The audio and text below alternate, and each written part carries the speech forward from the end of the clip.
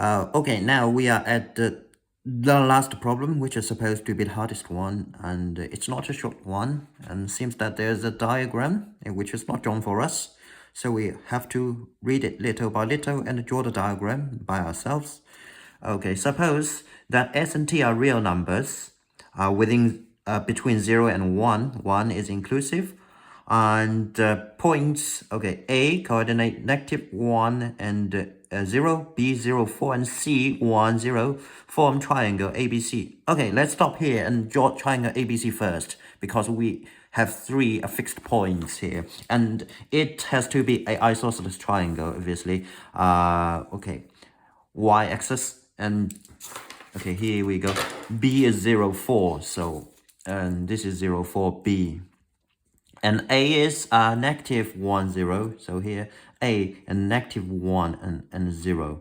And how about to C? Okay, the other side, mirror image, and it's +1 and 0. Okay, and let's connect them, because later we will do something with the triangle. Okay, here we go. Now we got triangle ABC. Points S, S0 and T, -T0. Okay, because S and T are between 0 and 1, so S0, I mean, the point S and the point T has to be like within this segment and within this segment, okay, on either side of the y-axis, but on the base of the triangle ABC. So it has to be like something like this and something like that. Say this is S and this is a T. T is a -1, so -T0. A T itself is I mean, the little t, the lowercase t is the a positive value, so -t has to be a negative value. So the coordinates of a t is a -t and 0, and the coordinates of S is S and 0. Okay, here we are. So basically, if we call origin O, the length of OS is S, and the length of OT is just a T, and that's it. And let's move on. Lies on AC. Okay. Point P lies on AB, and point Q lies on BC, with neither P nor Q at the vertex of triangle ABC. Okay. AB and the BC. Okay. So P lies on AB. P lies on AB. Let's see here. Let's say here is P, and Q is on the other side. Okay. Q. And now what? Let's see. Line segments SP and PTQ intersect at X. Okay, so now we've got a new point. It is X. Okay, it has nothing to do with X-axis. It's just a code X. SP and TQ. So SP and TQ. And here is a meeting point. The intersection is called X. Okay, and a partition, so basically cuts triangle ABC into 4 regions, 4 parts, right? 1, 2, 3, 4, and yeah. And for some such pairs, ST of real numbers, okay, so basically the triangle is fixed, but we can move S and T along the x-axis as long as they are contained within A and C. And S is on the right side of the y-axis, and the T is on the left side of the y-axis, and that's it. We can move them about. In that case, X are changing. Of course, PQ are changing as well. But see, some pairs ST of real numbers and points PQ, for some of them, the line segments SP and TQ, in fact, partition, okay, cuts triangle ABC into 4 regions of equal area.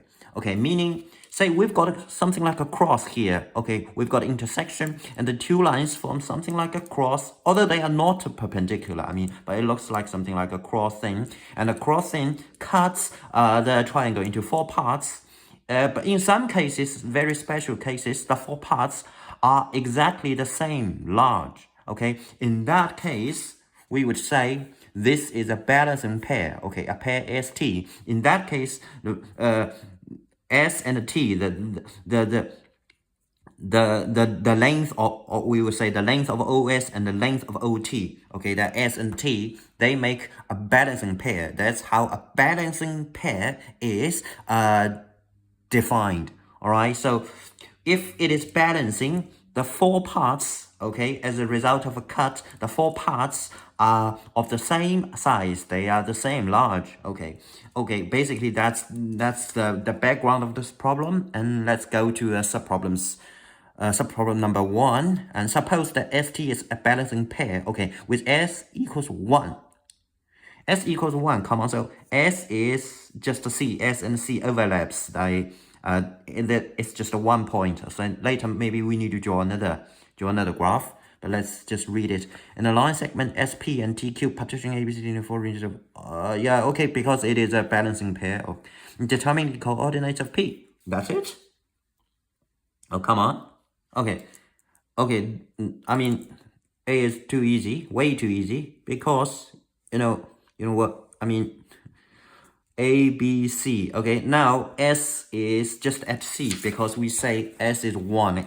If S is 1, it is at just 1, 0, and 1, 0 is C. So S and C are the same point, and they overlap, and now we get something like this, and P, and this is this relevant? In fact, not, but let's just draw it nx, okay, something. And now it is a balancing pair, meaning 1, 2, 3, 4. Let's say 1, 2, 3, and 4. They are of the same area. Okay, but in that case, let's see. 1 plus 2 is just like 3 plus 4, right? Because every part is the same, and meaning triangle. Let's call this C. Let's call this C. CBP is triangle. CBP is 1 plus 2, right? And 3 and 4, it is CAP. Okay, CAP. They are the same. That basically means that P has to be the midpoint of AB, right? Because I mean, PBC here and PAC here, they have the same base, but they have the same height but different bases. And the base of CBP is a BP, and the base of CAP is AP. So if they have the same area, it follows that they have the same base. So BP is AP. And we are looking for the coordinates of P. All right, so P is the midpoint of AB. And what's A again? Okay, -1 and 0. And what's B again? 0 and 4. Okay, so what is P in this case? P is a half A. It's the midpoint or the average of A and B, and that should be half. Okay, -1, 0 plus 0 and 4. That is half. -1 and 4. That is okay. That is -half and 2. Okay, this is the coordinate we're looking for, and that's all for a subproblem A. It's just kind of I don't know. You can just collect points by doing something fairly easy, but I suppose from problem B on, things it won't be that easy. So let's move on to B.